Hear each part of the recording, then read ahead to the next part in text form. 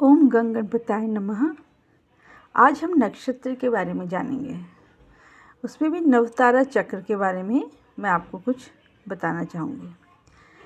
जैसे सबसे पहले है अश्विनी नक्षत्र, भरणी नक्षत्र, कृत्तिका नक्षत्र, रोहिणी नक्षत्र, मृगशिरा, आद्रा, पुनर्वसु, पुष्य, अश्लेषा, माघ, पूर्व फाल्गुनी, उत्तर फाल्गुनी, हस्त, चित्रा, स्वाति, विशाखा, अनुराधा, ज्येष्ठा, मूला, पूर्वाषाढ़ा, उत्तराषाढ़ा, श्रवण, धनिष्ठा, शतभिषा, पूर्व भाद्रपद, उत्तर भाद्रपद, रेवती।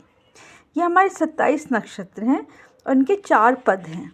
अब इन्हें हम कैसे जन्मपत्री में दिखाते हैं।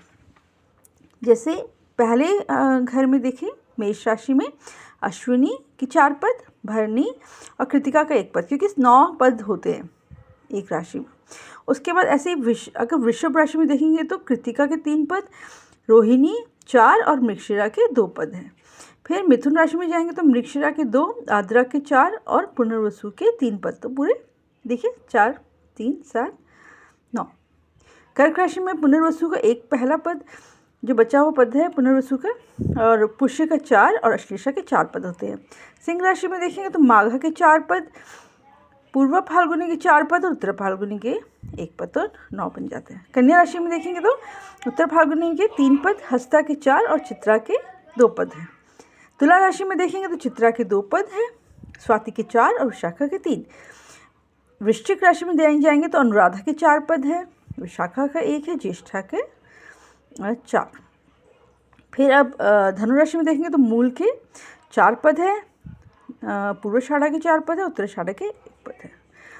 मकर राशि में देखेंगे उत्तराषाढ़ा के 3 पद हैं और श्रवण के 4 पद है, धनिष्ठा के 2 पद हैं। कुंभ राशि में देखेंगे तो धनिष्ठा के 2 पद हैं, शतभिषा के 4 और पूर्व भाद्रपद के 3 पद है। और मीन राशि में देखेंगे तो पूर्व भाद्रपद के 1 पद है, उत्तर भाद्रपद के 4 और रेवती के 4। अब ये मैं आपको इसलिए बताना चाहती हूँ कि जन्मपत्री में हम कैसे देखें। अगर ऐसे तो पहले ज़माने में हम ये नहीं कहते थे कि किसी की तुला लग्न में जन्म हुआ है, हम ये कहते थे चित्रा नक्षत्र में जन्म हुआ है, क्योंकि तुला में चित्रा भी है, स्वाति भी है, विशाखा के 3 पद है।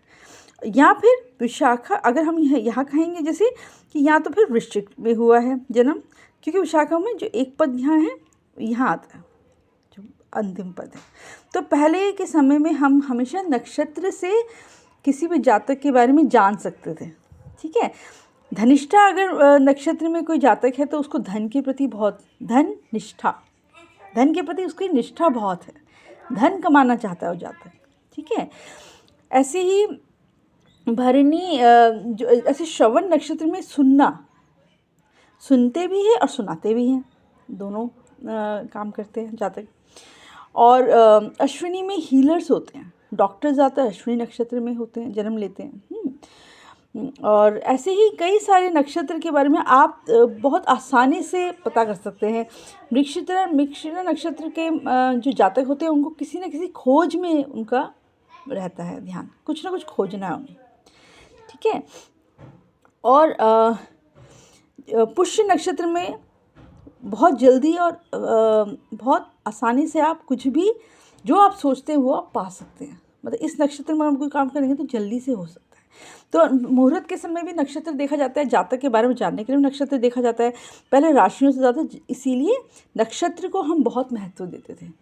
अब आज हम नवतारा नक्षत्र के बारे में जानना चाहते हैं।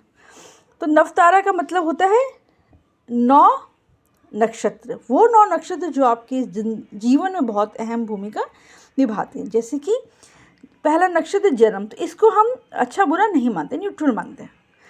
आपके नक्षत्र का जो नक्षत्र आता है वो होता है संपद का नक्षत्र, मतलब संपत्ति प्राप्त करने का नक्षत्र। उस नक्षत्र में कोई काम करेंगे तो आपको संपत्ति प्राप्त होगी। उसके बाद जो तीसरा नक्षत्र आता है विपत्ति, अगर उस नक्षत्र में कुछ काम करेंगे तो विपत्ति आ सकती है, तो आपको देखना पड़ता है, इसीलिए मुहूर्त हम देखते थे। फिर शेम का होता है, जैसे कुछ आपको हील करना है, कुछ आपको क्योर करना है, तो शेम नक्षत्र में आप कर सकते हैं। प्रत्यारी होता है जो दुश्मन है आपका, प्रत्यारी नक्षत्र, उसके बाद जो आता है प्रत्यारी है। फिर साधक नक्षत्र है। साधक मतलब अपॉर्चुनिटीज़ ही मिलेंगी आपको, अचीवमेंट मिलेंगी आपको इस नक्षत्र में। फिर वध है, जैसे कि मतलब मारक हो सकता है, आपके लिए अच्छा नहीं होगा नक्षत्र। हाँ, ऐसे मतलब भ्रम पालने के लिए नहीं है ये, सिर्फ जनरल में अच्छा बुरा, जैसे हम कहते हैं ना लकी फील कर रहे हैं, अनलकी फील कर रहे हैं, बस इसलिए। ऐसे भ्रम नहीं होता। हर नक्षत्र हर मुहूर्त अच्छा अगर आप अच्छा काम कर रहे हैं, और हर नक्षत्र हर मुहूर्त फल नहीं देगा अगर आप बुरा काम कर रहे हैं, या उसी हिसाब से देगा। तो आप तो अच्छे बुरे कर्म तो हम करते हैं, लेकिन हम ये नक्षत्र से जानते हैं ताकि हमें थोड़ी सहायता मिले मुहूर्त निकालने में, और हम किसी के बारे में जानने में हमें आसानी से होगा, मिल सकता है सहायता। मित्र नक्षत्र होते हैं, मित्र होंगे 8वां जो आपसे जन्म का है। फिर 9वां नक्षत्र होगा वो अति मित्र। तो मैं आपको उदाहरण देती हूँ। जैसे आपका जन्म हुआ है अश्विनी नक्षत्र में, अब उसके बाद आता है, ये तो जन्म नक्षत्र है, फिर आता है भरणी। भरणी हो गया आपका संपत्ति। इस नक्षत्र में अगर कोई आपको मित्र मिल जाए, कुछ आपको संपत्ति कैसे बढ़ाना है कुछ बताए, नौकरी के बारे में कुछ बताए, तो संपत्ति। फिर कृतिका नक्षत्र आ गया। किस नक्षत्र में सपोज आपको कोई आपके बारे में कोई बॉस को बार बार जाके बता रहा है ये तो ऐसे करे, तो हो सकता है कृतिका नक्षत्र वाला हो, मतलब हम ऐसे बता सकते हैं। फिर रोहिणी आ जाता है विपत्ति के बाद। क्षेम, कोई आपकी कुछ आपकी परेशानी है, हेल्थ प्रॉब्लम है, और किसी ने आपको बता दिया, वो डॉक्टर पर चले जाओ, तो वो क्षेम नक्षत्र हो गया आपके लिए, रोहिणी।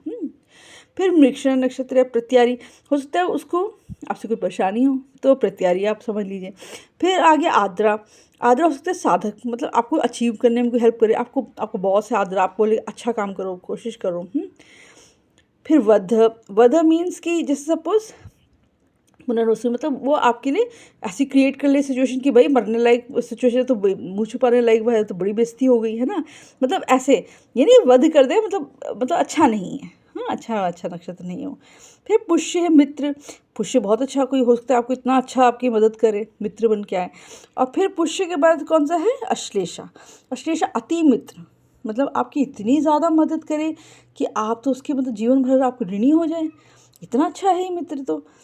तो 9 नक्षत्र के जो आपका ये नवतारा चक्र है, इस तरह से आपकी मदद कर सकते हैं। आप खुद भी, आपका जो जन्म नक्षत्र है जिसमें आपका चंद्रमा बैठा है, तो उससे आप कोई भी 9 ले सकते हैं। माघा से माघा एक हो गया, वन जन्म, संपद, विपद, क्षेम, प्रत्यारी, साधक, वध, मित्र, अति मित्र, कोई भी जहाँ से भी आपका जन्म नक्षत्र शुरू हो रहा है, आप वहाँ से आप खुद ही देख लीजिए। और ऐसे भ्रम के लिए नहीं, ये तो सिर्फ आपकी जानकारी के लिए है। मतलब आप ऐसा कह सकते हैं कि अच्छा, अरे वाह, पूर्व फाल्गुनी में आपका जन्म हुआ, आप तो मेरे लिए बड़े अच्छे हैं, लकी है आप मेरे लिए।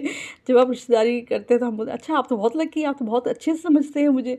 तो हम मतलब जो अच्छी चीज़ें हमें ग्रहण करनी चाहिए, ना कि हमें भ्रम पालना चाहिए। भ्रम नहीं पालिए, अच्छी चीज़ें ग्रहण करिए। कोई हो सकता है कि जो आपको बहुत अच्छा बेस्ट फ्रेंड हो, वो अति मित्र हो, अति मित्र नक्षत्र का हो, हम ऐसे ले सकते हैं। तो अच्छी चीज़ों को लीजिए और अच्छे काम करिए। धन्यवाद।